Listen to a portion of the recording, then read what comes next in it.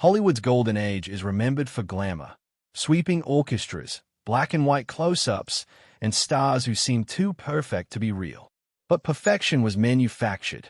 Studios built images the way they built sets, with lighting, scripts, and silence.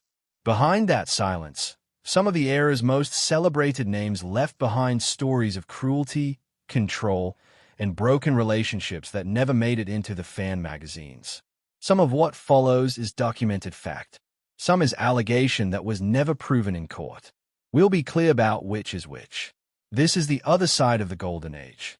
Wallace Beery was one of the biggest box office draws of the 1930s, an Oscar winner for The Champ in 1931, and a fixture of MGM's biggest productions. Audiences loved his gruff, lovable oaf persona. Colleagues told a different story. Multiple actors who worked with Beery over the decades described him as domineering on set, prone to explosive outbursts, and especially harsh toward younger, less powerful co-stars. The most widely cited account comes from Jackie Cooper, who played Beery's on-screen son in The Champ at age 9. In his later memoir, Cooper wrote that Beery was cold and dismissive off-camera, a stark contrast to the warm father figure he played for the cameras. Cooper's account, corroborated by others who worked alongside Beery, paints a picture of a star who understood exactly how to perform warmth without ever having to practice it. Beery's reputation for volatility wasn't a secret in the industry, even if it never made headlines during his lifetime. Studios were skilled at controlling the narrative, and a bankable star's temper was simply the cost of doing business. Faye Dunaway's talent was never in question. Her performances in Bonnie and Clyde and Chinatown remain among the most studied in American film. But her reputation for being difficult to work with followed her from set to set for decades. The stories are numerous and, in some cases, disputed by Dunaway herself. Crew members on multiple productions described a director-actress relationship defined by tension, missed rehearsals, and confrontations over creative control. Her run in the Broadway show Tea at 5 in the mid-1990s ended abruptly amid reported conflict with the production team, though the full details were never made public. Stories from the set of Chinatown, including a widely repeated but never confirmed account of a physical altercation with director Roman Polanski, have circulated in Hollywood lore for years. Dunaway has denied the more sensational versions. What's not in dispute is that Dunaway's perfectionism came at a cost to the people around her, and that cost was rarely reflected in the reviews. Mickey Rooney spent his career playing exactly the kind of character audiences wanted to root for: energetic, wholesome, endlessly charming. Off-camera, colleagues frequently described someone considerably less warm. Rooney co-starred with a young Elizabeth Taylor in National Velvet in 1944, and in later interviews he was openly dismissive of her early talent, at one point suggesting she wouldn't last in the industry, a prediction history proved spectacularly wrong. Across his decades-long career, several directors and co-stars described Rooney as abrasive and quick to criticize others, both publicly and privately, a pattern that surfaced repeatedly in industry retrospectives after his death in 2014. None of this erases Rooney's talent or his genuine contributions to film, but it complicates the nostalgic image of the eternally cheerful child star who never grew cynical. Peter Sellers turned Inspector Clouseau into one of comedy's most enduring characters, but the process of making the Pink Panther films was, by nearly every account, exhausting for everyone involved except possibly Sellers himself.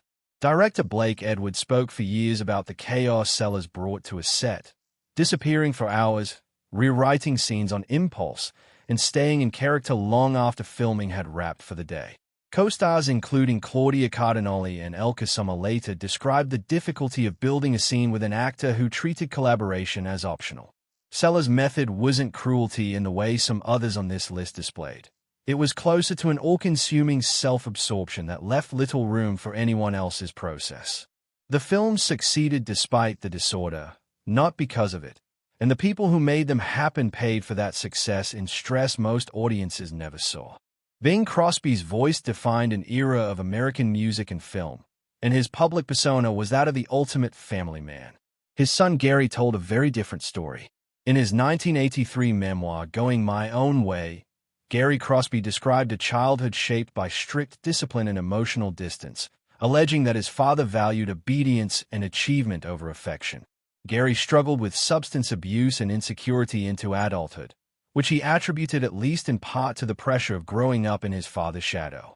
Bing Crosby never addressed the specific allegations in detail during his lifetime, and some family members offered more measured recollections, but Gary's account permanently altered the public's understanding of the man once nicknamed the most admired father in America.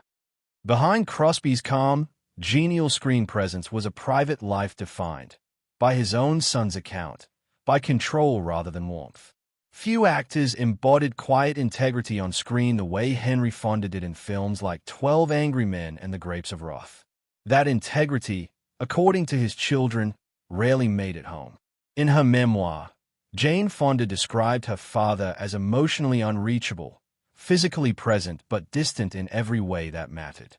Fonda married 5 times, and several of his wives described the same pattern.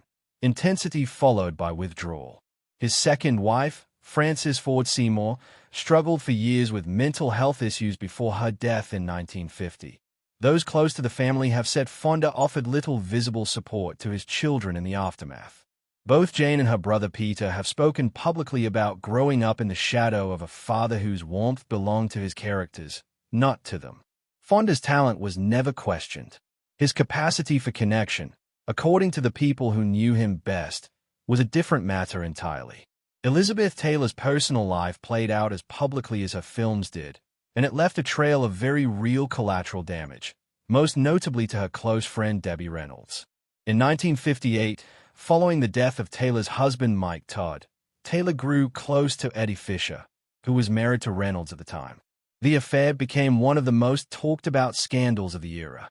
Fisher's career suffered under public backlash, and the friendship between Taylor and Reynolds was shattered, something both women referenced for years afterward, including in Reynolds' own later interviews.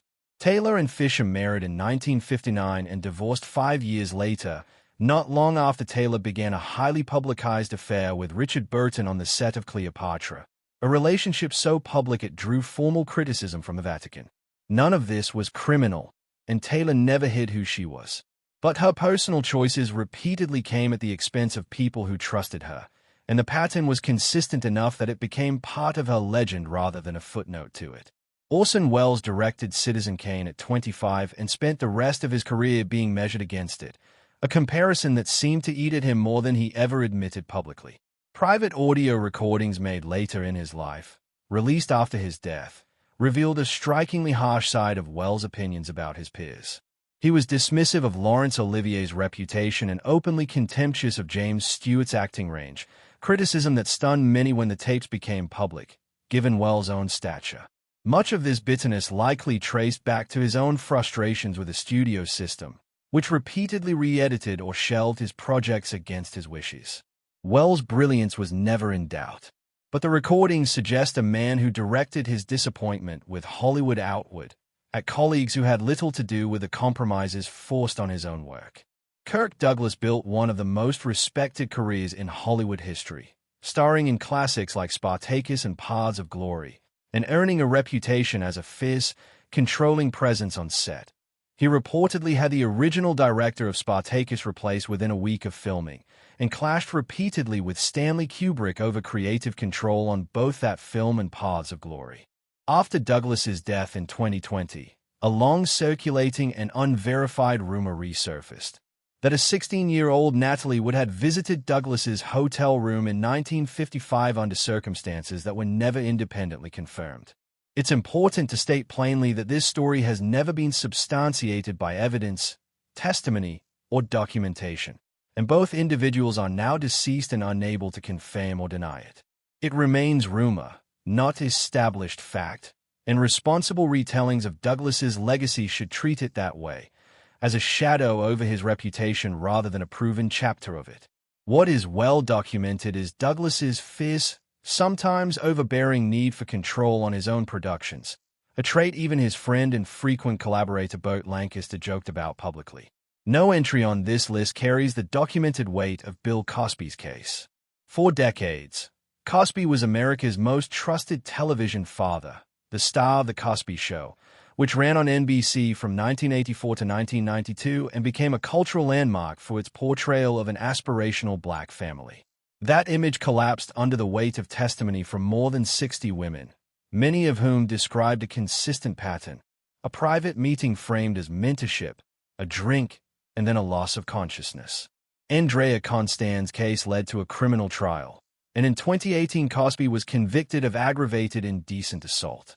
In 2021, that conviction was overturned by the Pennsylvania Supreme Court, not because the underlying allegations were disproven, but due to a procedural issue involving a prior non-prosecution agreement. Cosby has continued to deny wrongdoing. Unlike several other entries on this list, Cosby's case moved through the actual justice system, with sworn testimony, forensic argument, and a jury verdict, even if that verdict was later vacated on a technicality rather than reversed on the merits. It stands as the starkest example of how completely a public image can be constructed, and how long it can survive scrutiny once it's in place. The Golden Age gave audiences performances that still hold up today. It did not give them the full picture of the people delivering those performances.